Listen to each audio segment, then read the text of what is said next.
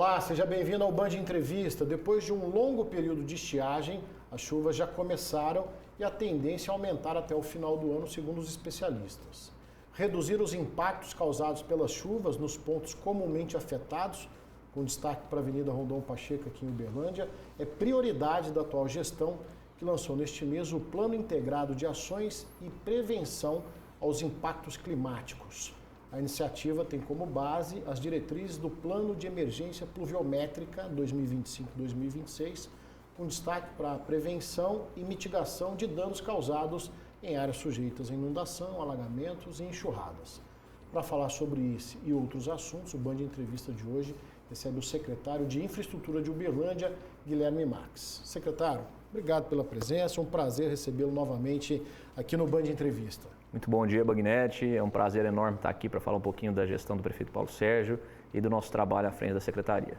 Secretário, o nosso foco aqui é falar de infraestrutura, mas antes até para a gente contextualizar, para se colocar esse plano em prática, foi montado um pool, a gente pode falar assim, de secretarias e forças de segurança para que essa atuação em conjunto minimize os problemas causados pela chuva até que a gente chegue à solução final e definitiva, a gente pode falar assim? Eu acho que podemos falar assim sim, Bagnetti. Eu acho importante destacar o seguinte, a gente precisa dividir o problema em dois momentos, né? Nós temos problemas de curto prazo, problemas de agora, problemas de uma chuva que está para chegar e os problemas vão vir e nós precisamos enfrentar esses problemas. E nós temos os movimentos de médio e longo prazo, que é o que vai resolver. Então não adianta nada eu simplesmente dizer que estou fazendo um projeto para Rondon Pacheco, sendo que semana que vem, esse final de semana mesmo, está previsto chuva para Uberlândia, né? Então o plano ele contempla ações de todas as secretarias que atuam na operação, no dia a dia, na zeladoria da cidade, sim, bem como projetos estruturantes, que vai resolver. Então, de nada adianta eu falar que vou fazer um projeto, também nada adianta eu dizer que estou fazendo a limpeza da Rondon, eu estou recolhendo os destroços dos desastres. Então, eu acho que é um pool de ações para realmente tornar o nosso município mais resiliente e resistente a esses impactos dessas mudanças climáticas. No que tange a Secretaria de Infraestrutura, e a gente já mirando, né, levando o nosso foco para a Avenida Rondon Pacheco. Quais ações estão em andamento? Eu sei que existe uma grande mobilização, inclusive de investimento, atração de empresas para poder compor esse trabalho. Então, e a preocupação maior, talvez, do cidadão de Uberlândia, sempre o foco acaba sendo Rondon Pacheco, né, secretário? Com certeza. Eu acho que a grande pergunta, e eu começo falando dela, se a Rondon Pacheco ela tem de fato solução, né? E eu posso dizer que a Rondon Pacheco tem solução. E o Paulo Sérgio resolveu trilhar essa jornada, esse caminho. A gente sabe que politicamente não é nada fácil tomar essa decisão, porque é um estudo que vai ser feito, eventualmente um início de obra que vai ser construído, mas que só será concluído nas próximas gestões. Mas o Paulo, como gestor, como planejador, né, ele decidiu enfrentar esse desafio e deixar um legado. Quer dizer, seja quem quer que esteja sentado na cadeira de prefeito, na cadeira de secretário de obras, vai saber muito bem o que tem que ser feito, cada um construindo a sua parte, né? Então, o nosso desafio ali, então, é encontrar um projeto, uma solução que resista a essa quantidade de chuva que a Rondon Pacheco recebe. Então, diante desse desafio, nós assumimos a responsabilidade e, para tratar do maior problema de Uberlândia no que tange drenagem urbana, nós não poderíamos trazer ninguém menos do que um dos melhores do país para nos auxiliar, nos apoiar e projetar essa solução. Então, nós trouxemos a empresa Hidroestúdio, cujo o diretor, o CEO da empresa, é o senhor Aloísio Pardo Cagnoli. O Aloísio é autor de livros de drenagem urbana, ele foi responsável por conduzir o plano diretor da região metropolitana de São Paulo, conduziu grandes projetos no país, como, por exemplo, o Canal do Mangue, no Rio de Janeiro, foi já consultor técnico do Banco Mundial no tema, e nós conseguimos trazê-lo, né, para nos auxiliar nesse desafio, e nós já estamos bem avançados. Eu diria que nós já chegamos na concepção da solução.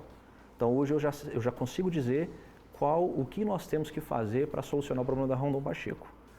E aí eu posso explicar um pouquinho dessa jornada, desde a contratação até aqui, né, para que aí a gente adentre aí na concepção. E é isso que a gente quer saber, né? Quais são as soluções viáveis para se resolver de uma vez por todas o problema da Avenida Rondon Pacheco. Há décadas a gente vem noticiando o que acontece aqui, né, em momentos de chuvas mais intensas, né, em momentos de chuvas prolongadas, né? Então, quais são essas medidas, secretários? E talvez eu já até me antecipe, porque quando a gente fala de alagamento da Avenida Rondon Pacheco, a gente imagina que o problema esteja concentrado única e exclusivamente na avenida.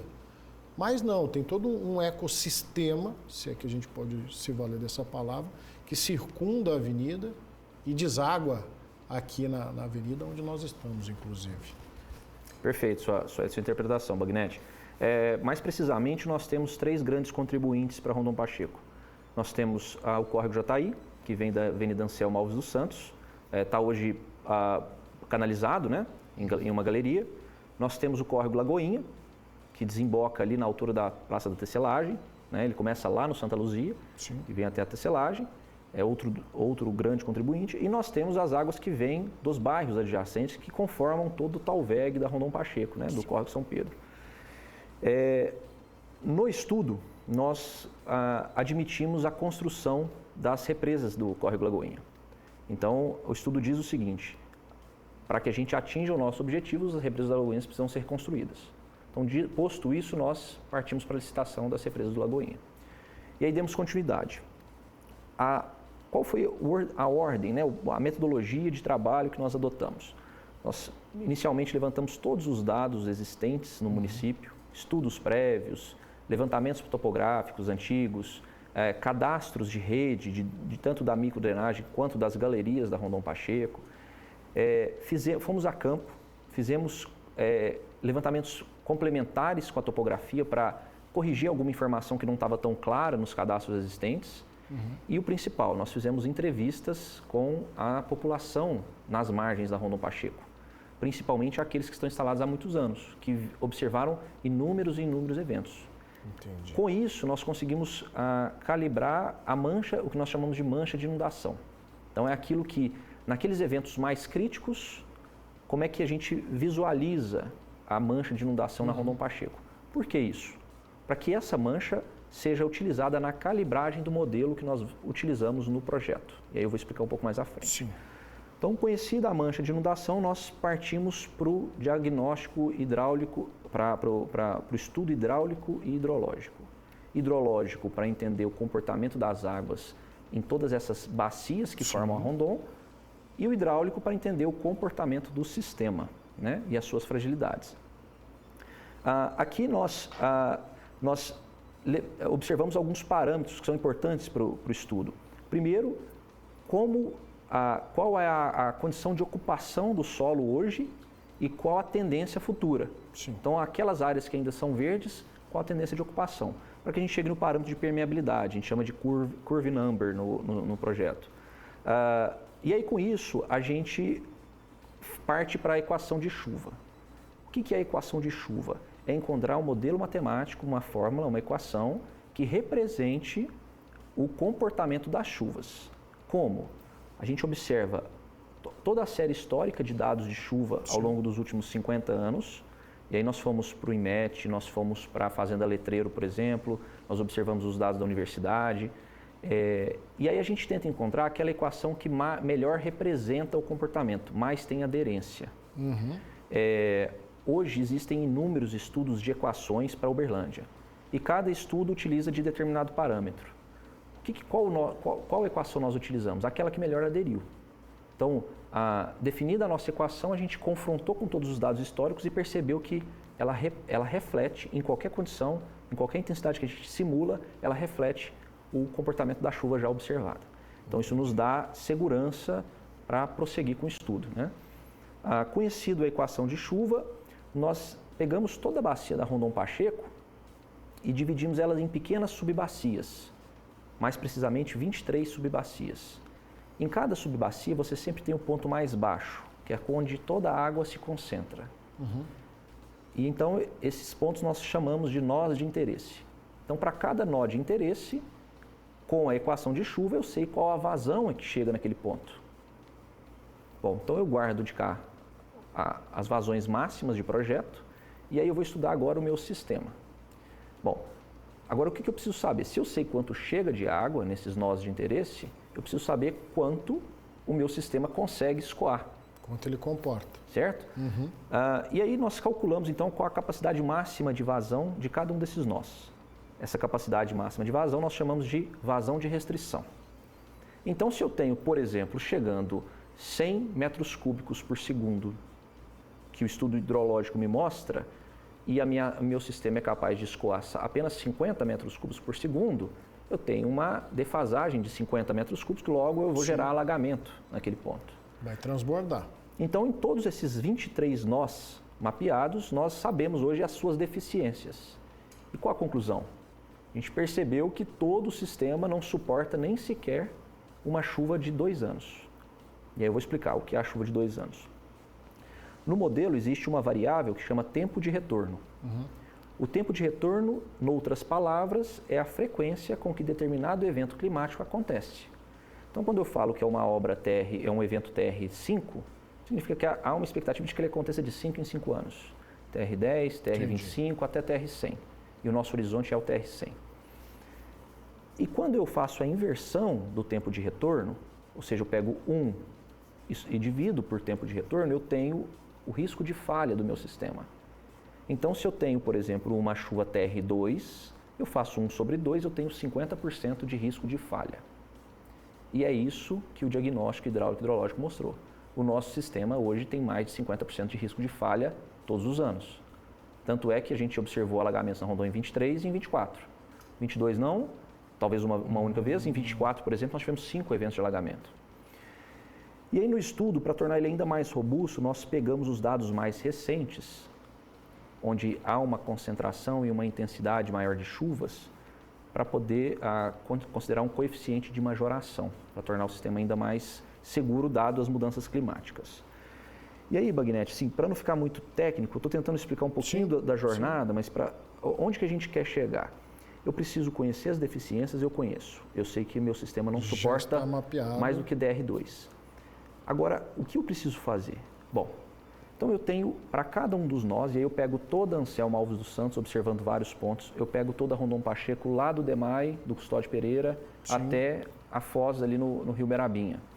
E aí, em todos esses pontos, eu comecei a entender o quão distante eu estou da vazão de entrada, certo? Que o estudo hidrológico me mostrou, e eu vou dimensionar um dispositivo que vai aumentar a minha capacidade ou de amortecimento ou de escoamento. Ok? Ok. Posso continuar daqui? Pode continuar. E aí o que a gente... Outra premissa que é muito importante que foi observado nesse projeto e é normalmente observado em projetos de drenagem. Não adianta eu pegar o problema e transferi-lo para frente. Então não adianta nada eu falar, eu vou construir mais galerias da Rondon. Você vai tirar a água daqui, que é o problema hoje, você vai jogar ela para o Berabinha, e o Berabinha já tem problemas ali na frente. Você pega a própria ponte do Fernando Vilela. Sim. Então, eu não posso transferir, eu preciso tratar o problema na localidade. Daí surge a ideia dos bolsões de retenção, né? E o que a gente observa hoje na Rondon Pacheco? Nós temos alguns gargalos. Quando eu falo Rondon, vamos pensar em toda a bacia pegando a Anselmo. Primeiro gargalo, Parque do Sabiá. A maioria da água que vem do Tibere e que vem do Santa Mônica, ela bypassa a represa do Parque do Sabiá. Ela está subutilizada. Então, parte do projeto vai contemplar o redirecionamento das vazões para dentro da represa para que eu consiga amortecer parte do volume. Entendi. Outro problema que a gente observou. A gente tem um ponto crítico ali no Habibs, que é o entroncamento do Jataí com o São Pedro, na Rondon Pacheco. O que a gente observou? Nós percebemos que a João Naves, a galeria que tem na João Naves de Ávila, ela tem descarregado as suas águas antes do entroncamento. Então, ela aumenta o conflito. Isso também acontece no Santa Mônica, na região da altura da Universidade Federal. Grande parte daquela região do Santa Mônica joga para Anselmo primeiro. Sim. Então, aumenta o problema da confluência Anselmo-Rondon. A gente vai propor o redirecionamento dessas vazões, tanto da João Naves direto para Rondon, quanto dessa parte do Santa Mônica direto para Rondon também. Então, eu devo aliviar muito o conflito existente na Anselmo. O secretário mencionou os bolsões de contenção e tem as represas que nós falamos do córrego Lagoinha. São obras diferentes? São instrumentos diferentes para conter essa avalanche, esse volume de água? Todos têm a mesma função, mas eles podem comportar de forma diferente e ter características construtivas diferentes. No Lagoinha, por exemplo, eu tenho reservatórios de terra, essencialmente. Certo. Né? Por quê? Porque a bacia não é urbanizada, então eu consigo construir isso. Na Rondon Pacheco, a nossa proposta é construir reservatórios que vão interceptar a galeria. A ideia não é pegar o reservatório e direcionar a água do bairro para dentro do reservatório, mas é pegar a galeria, direcionar para dentro do reservatório, reter por um tempo e depois descarregar. E aí no estudo a gente propôs 6 reservatórios de retenção em diversos pontos ao longo da Rondon e da Anselmo. O passo seguinte é que a gente agora discuta internamente a viabilidade dessas áreas. Algumas áreas onde a gente propôs os reservatórios são áreas particulares. Então, vai ter um custo de desapropriação. Mas para mitigar uma eventual disputa judicial, para poder adquirir essas áreas, nós já pensamos em áreas alternativas. Então, para cada área particular, eu já tenho uma área alternativa, também particular. Mas isso vai facilitar com que a gente mude a nossa trajetória sem gastar tempo demais, para que a gente avance com o projeto. Então, nós estamos hoje, Lenete, só para me finalizar, nós estamos hoje com o desenho da solução pronta, eu sei aonde eu preciso construir os meus reservatórios, eu sei o que eu preciso, para onde eu preciso redirecionar as minhas vazões, e agora nós vamos partir para o detalhamento dos projetos. Perfeitamente. Eu vou aproveitar aqui então esse respiro para a gente fazer um intervalo, uma vez o projeto pronto, depois a gente vai saber desse cronograma de ação, né? Essa talvez é uma das perguntas que o pessoal de casa esteja fazendo nesse momento. Band Entrevista de hoje, recebendo o secretário de Infraestrutura de Uberlândia, Guilherme Marques, onde falamos aí então do plano de contenção das chuvas, focando principalmente na Avenida Rondon Pacheco. Não sai daí, Band Entrevista volta já.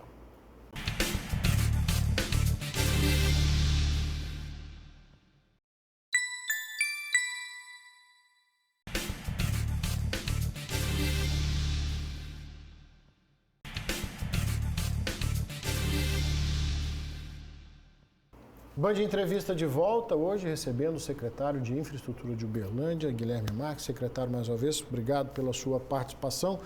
Falamos de um tema extremamente importante. O secretário, no bloco anterior, então, falava desse estudo que foi feito com uma empresa especialista no assunto para resolver de uma vez por todas o problema dos alagamentos e das enchentes na Avenida Rondon Pacheco. Dito isso, secretário, cronograma, né? Como que isso vai ser colocado em prática? Me recordo no comecinho do programa, o secretário falou que é um projeto a médio e longo prazo. Talvez outras gestões ainda precisem administrar esse trabalho. Mas como é que está essa previsão? Né? Em que ponto estamos desse estudo, uma vez concluído? Magnete, nós então pegamos esse projeto e parcelamos ele em pacotes de obra. E aí lembra do tempo de retorno, né? Então nós dividimos pacotes de obra TR10, TR25, TR50 e TR100. E a gente percebeu o seguinte, que se nós construirmos o pacote TR10, que é a primeira leva das obras, as consequências de chuvas mais intensas já serão muito minimizadas. Então aqueles problemas de alagamento de 1 metro de altura que a gente vê na Rondon ou mais, a gente não vai observar mais, vão ser pequenas lâminas. Então pode ser que as próximas gestões até nem sequer decidam por continuar a construção do projeto completo. Né? Vai depender do tamanho da dor. Mas respondendo à pergunta, qual é o nosso desafio agora? O pacote de obra TR10, ele está girando na ordem de 350 milhões de reais. Esse número vai ser refinado para baixo ou para cima após a conclusão dos projetos detalhados. Né? Mas a estimativa inicial é dessa ordem, de 300 a 350 milhões.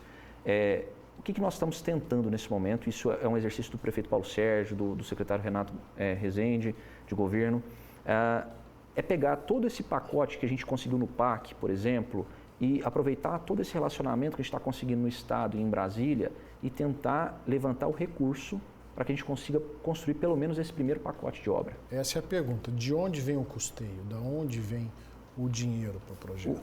A nossa estratégia é tentar encontrar o recurso mais viável. E aí a gente vai observar questões como carência e taxa de juros, por exemplo.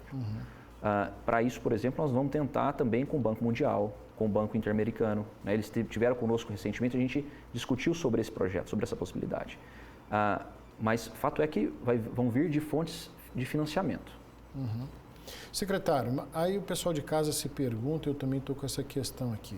É um projeto, como falamos, de médio e longo prazo, e nesse meio tempo, né, até que esse projeto seja concluído, medidas para mitigar aí os efeitos das chuvas mais fortes já foram adotadas. Mostramos recentemente aqui uma grande operação na Avenida Rondon Pacheco, instalação de iluminação, conversando com os próprios comerciantes, trazendo essa orientação. Esse é o caminho até que a obra seja concluída na sua plenitude? Com certeza isso faz parte da solução, Bagnetti, porque me lembro aqui agora de dizer que, supondo que nós consigamos aí construir o pacote TR10, vamos ter problemas de chuva que vão ter lâmina aí de 20, 30 centímetros na Rondon Pacheco. Não são lâminas que vão matar a população, mas elas podem gerar danos materiais.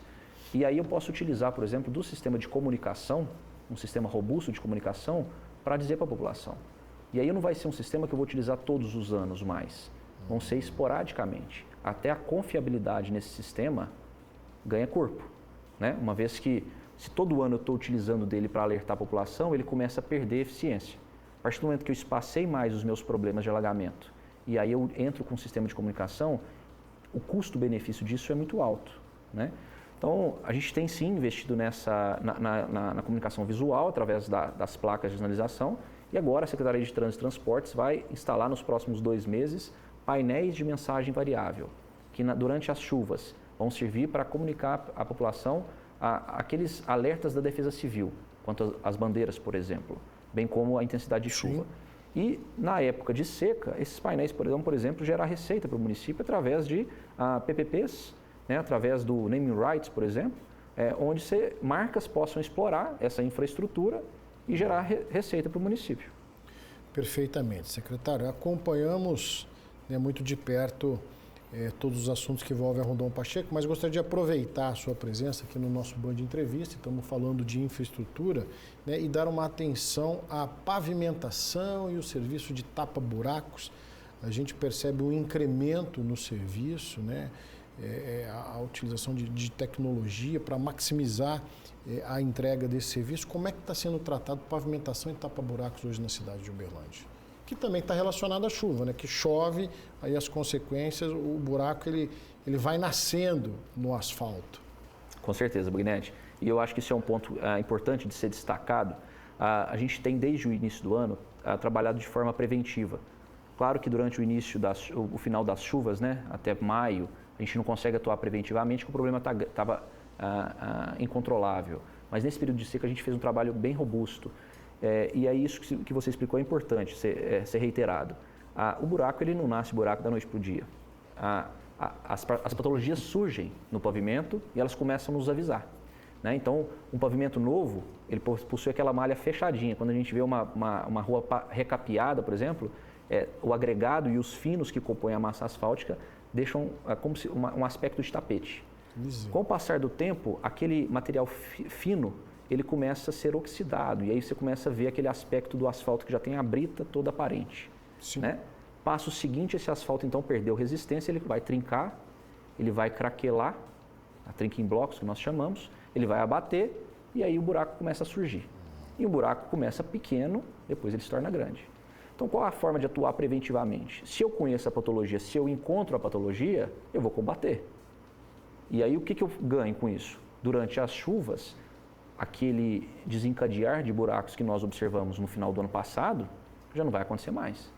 Então hoje nós estamos prontos, com uma operação bem montada, com equipes em campo, para, dado o início do período de chuvas, combater o mais rápido possível o surgimento dos buracos. E a convicção que nós temos é que nós vamos passar um momento muito melhor do que nós passamos no período chuvoso passado. Já existe um comparativo, assim, então, do percentual dessa cobertura, dessa prevenção dos buracos na cidade de Uberlândia, secretário? Bagnetti, nós tínhamos por exemplo, outubro do ano passado, o início das chuvas, nós tapamos 2.600 buracos aproximadamente. Em novembro, 4.000 buracos, em dezembro, 3.300 buracos. Isso são dados que as equipes registram mensalmente, né, dentro da secretaria. Nesse ano, o mês que nós menos tapamos buracos foram 6.000 buracos tapados, né? Então nós chegamos a tapar quase 8.000 buracos em um único mês. E aí, esse é o segredo. Se surgem, por exemplo, 6.000 buracos em um mês na cidade e eu tapo 3, eu crio um déficit de 3 naquele mês. Se eu repito isso por 3 meses, eu acumulo 9. Aí, para pegar 9 represado, você teria que aumentar muito sua produção. Entendi. Então, o nosso segredo é manter a rédea curta e fazer gestão em cima disso. A nossa gestão é sobre o número de buracos. Então, nós precisamos gerenciar quantos buracos existem na cidade para dimensionar quantas equipes e quanto de massa nós precisamos aplicar. Secretário, Uberlândia tem um projeto selecionado pelo governo federal no investimento de mobilidade urbana, né, apresentado aí como um programa Avança Cidades. Deve contemplar recapeamento, a gente está falando de asfalto, pavimentação e obras de arte em todas as regiões da cidade. Dá para a gente já antecipar aqui que obras de arte são essas? Quando a gente fala de obra de arte, a gente está falando de viaduto, pontes e por aí vai, né, secretário? Claro. Houve agora a publicação no Diário Oficial da União, né, a destinação desse recurso, cerca de 400 milhões de reais para a cidade de Uberlândia. O programa ele traz um percentual para que seja aplicado em recapeamento, em pavimentações e em obras de arte. Para pleitear isso dentro do programa, nós tivemos que seguir à risca esses percentuais. Mas o que nós estamos tentando agora, e nós estamos dialogando em Brasília? A possibilidade de aumentar a fração desse recurso destinado a recapeamento. Certo. Porque a gente entende, através de pesquisas, através da conversa com a população, que uma das grandes dores hoje é a qualidade do asfalto de Uberlândia. Então nós queremos aumentar o incremento. Inicialmente nós temos previsto aí cerca de 70 milhões para recapeamento.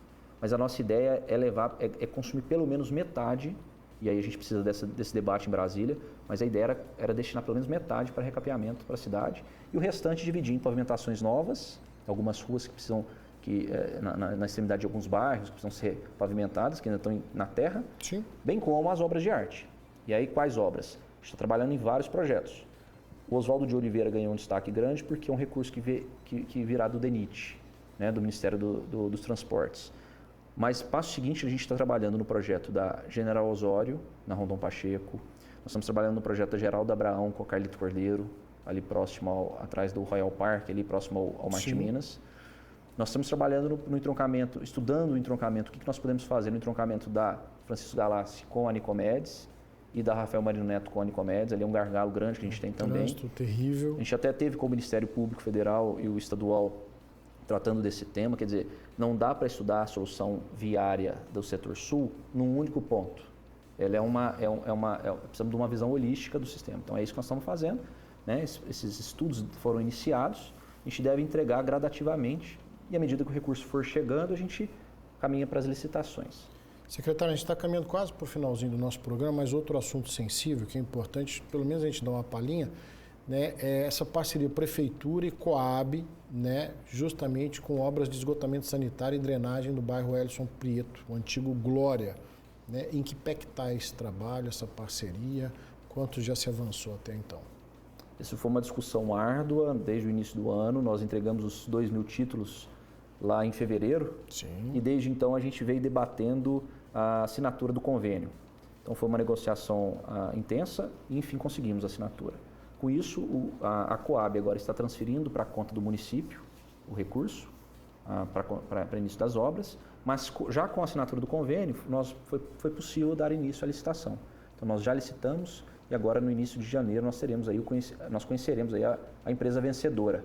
Aí para a seguinte ordem de serviço e vamos às obras, para que dentro do mandato ainda a gente entregue esse bairro com uma infraestrutura que ele merece. Que assim seja. Secretário, costumo falar que o nosso assunto está longe de se esgotar, mas nosso tempo se esgotou. Em nome do Grupo Bandeirantes, da Band Triângulo, quero agradecer a sua presença aqui no Band Entrevista. Obrigado, Boinete, sempre à disposição. Muito obrigado pela oportunidade de apresentar um pouquinho do nosso trabalho. Nós que agradecemos. Band Entrevista de hoje, recebendo o secretário de Infraestrutura de Uberlândia, o senhor Guilherme Marques. A você que for conosco até agora, nosso muito obrigado e até o próximo Band Entrevista.